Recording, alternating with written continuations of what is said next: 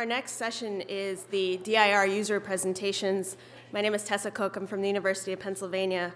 I'm one of the radiology fellows there, and I'm also the principal developer of Radiance, which is an open source CT dose monitoring software that some of you may be familiar with. We're also one of the DIR software partners. And I'm here to introduce the speakers for the DIR user presentations. The session is entitled How Facilities Use the Registry to Optimize Radiation Doses, and we have three very interesting presentations. The first speaker is Ashley Smith, who is the CT manager for diagnostic imaging at St. Dominic Jackson Memorial Hospital in Jackson, Mississippi. Ashley?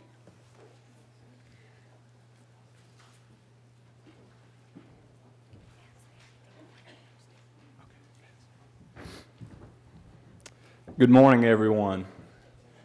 Feeling a little bit under the weather. I don't know if it was coming from Mississippi into this nice, cool climate or what, but just a tad bit under the weather this morning, so if you will, just kind of hang with me. Just really excited to be here, excited to be a part of the Dose Index Registry, and we've seen results, and just kind of want to show you the benefit of the DIR to our facility. CT radiation dose truths. The American public is fearful of CT radiation dose. I mean, we know that for a fact. The American public also deserves high quality imaging. And we, as imaging departments, must find the balance between ALERA and quality exams. And that's the balance that you get yourself into when you get things like ACER, iterative reconstruction. How do we even know that that's truly being beneficial to our patients? Well, we're finding that the DIR helps us determine those things.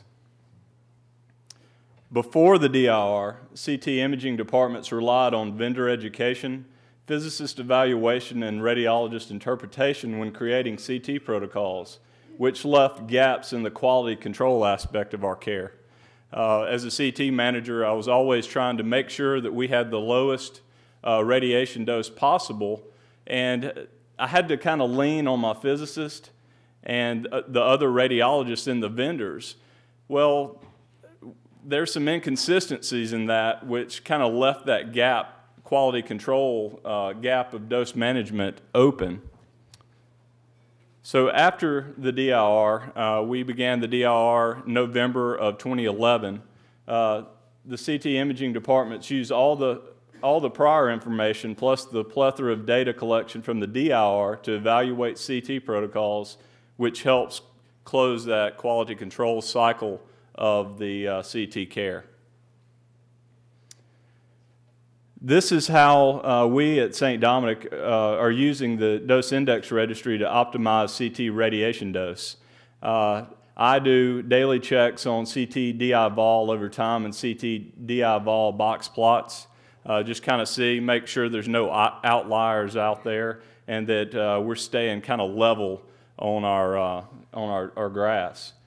And like I said, the second point there is easily identifying outlying radiation doses, and you can see on the graph that I have in the next slide here. But the most important part of all of this is the next point right here, is that we have quarterly meetings with a dose committee composed of 5 radiologists, a physicist, the DI manager, a C-team leader, and myself. And then really, we can all talk together. We can educate ourselves about how all of us work professionally and get those answers, those questions answered. And then I said quarterly aggregated data, but I learned today it's 6-month aggregated data. But I did hear that we're moving to the 6-month aggregated data. And that allows us to see what the national dose benchmarks are and change protocols accordingly. In the South, we have high utilization of CT protocols, so the demographic information is very beneficial to us. And we also like our southern fried food down in Mississippi, and so we have our patient population is maybe a little bit larger than some areas of North America. Dose management hardwired. The aggregated data is evaluated by our dose committee, and protocol changes are implemented as a result of the data.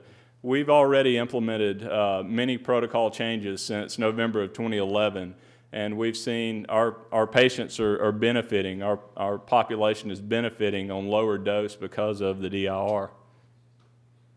And it's simply defined. I'm a simple person, and I like to speak in layman's terms, so it is quality and value to our patients. This is the CT-DI vol over time. This is one of the box plots that I look at every morning.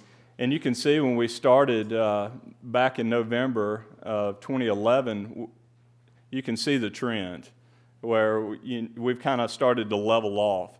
And now, since we've started to level off, we're going to start trying to bring some of those outliers there on down under the 300 mark.